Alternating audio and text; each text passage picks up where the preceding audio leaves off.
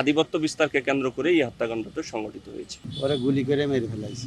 অস্ত্র রাখিছিলাম, আমি যখন জনপ্রতিনিধি ছিলাম, মেম্বার ছিলাম, তখন আমি খুলনার এক লোকের কাছ থেকে কিনেছিলাম। এলাকার ইয়ং জেনারেশন নষ্ট করতেছিল স্যার, মাদক ব্যবসা করে। ও একটা সিন্ডিকেট আছে, ওই সিন্ডিকেটের মাধ্যমে মাদক ব্যবসা করে, রোডে গাড়ি ঘোড়া সাদাবাজি করে। কেউ মাটির ব্যবসা করতে পারে না, বালুর ব্যবসা করতে পারে না, সেসব গাড়ি আটকে আটকে টাকা নেই।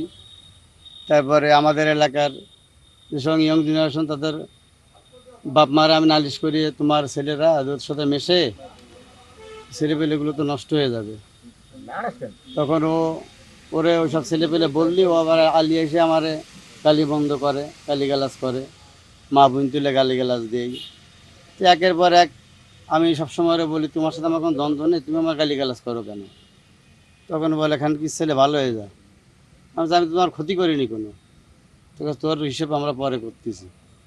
এইভাবে একের পর এক, একদিন 5 দিন 6 দিন 10 দিন পর পর এসে এসে আমার সাথে এরম বিহেভ করে। 4-5 মোটরসাইকেল নিয়ে আসে, 4-5 জন এসে এভাবে গালিগালাজ করে, মা বোন তুলে উল্টো পাল্টা লোকের মধ্যে গালিগালাজ করে। বাড়িতে খুব খারাপ লাগে, যার কারণে মারে তো আর সবার কাছে দেওয়া যাবে না, ওরে গুলি করে মেরে ফেলাইছে। মোটরসাইকেল ছিল, সে কিছু জানে না। ওনার আমি বলেছিলাম, একটু আগাই দাও তো, ও যাচ্ছিল, আমার লিফট দাও। না না, ওই গ্যারেজ, আমার বাসার সামনে গ্যারেজ, ওই গ্যারেজে ওর গাড়ি আছে, কাজ মাছ করায়, ওই সেই যে পরিচিত। তো বাসায় যাবে, আমি বললাম কি, ভাই আমার একটু লিফট দাও না। তো ওরে নিয়ে আমি একটু ওই বললাম কি, আমার একটু লিফট দাও। তো ওই কামার বাড়ি মোড় পার হয়ে ওখানে আমি বললাম কি, আমার লাভাই দাও এখানে। অস্ত্র রাখিছিলাম, আমি যখন জনপ্রতিনিধি ছিলাম, মেম্বার ছিলাম, তখন আমি খুলনার এক লোকের কাছ থেকে কিনেছিলাম। নগদের কাছে সব গ্রাহকই প্রিয়, তাই তো সারা দেশে ক্যাশ আউট চার্জ সবচেয়ে কম।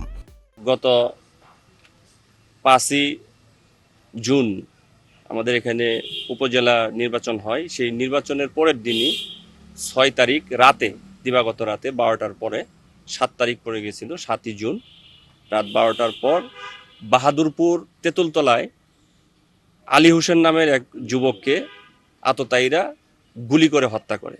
এটি একটি চাঞ্চল্যকর ঘটনা। আমরা এই সংক্রান্তে একটি হত্যা মামলা রুজু হয়। ঘটনার পারিপার্শ্বিকতায় নামও আসে কে গুলি করে হত্যা করে। সেই প্রধান আসামি নবাব, রবিউল ইসলাম নবাব, সে পলাতক থাকে। আমরা জেলা গোয়েন্দা শাখা এবং তদন্তকারী কর্মকর্তা সহ গতকাল রাতে আমরা সাতক্ষীরার বুধহাটা এলাকায় অভিযান পরিচালনা করি। সেখান থেকে তাকে গ্রেপ্তার করতে সক্ষম হই এবং তাকে নিয়ে ঘটনাস্থল পরিদর্শন করি, কেন কিভাবে হত্যা করেছে।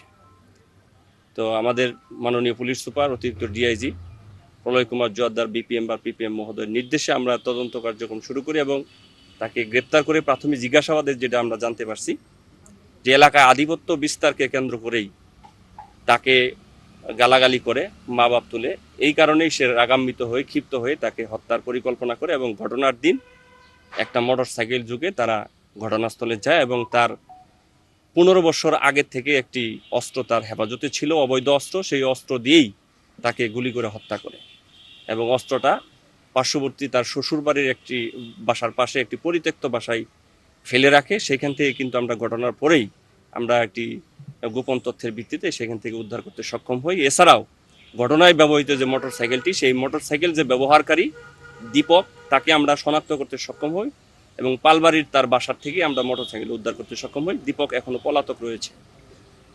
এই পর্যন্ত আমাদের তদন্তে আসছে, তাকে বিজ্ঞ আদালতে সুপর্দ করা। নির্বাচন নিয়ে কোনো দ্বন্দ্ব নাই, তাদের মধ্যে আধিপত্য বিস্তার, এলাকায় যে আধিপত্য, সে আধিপত্য বিস্তারকে কেন্দ্র করে এই হত্যাকাণ্ডটা সংঘটিত হয়েছে।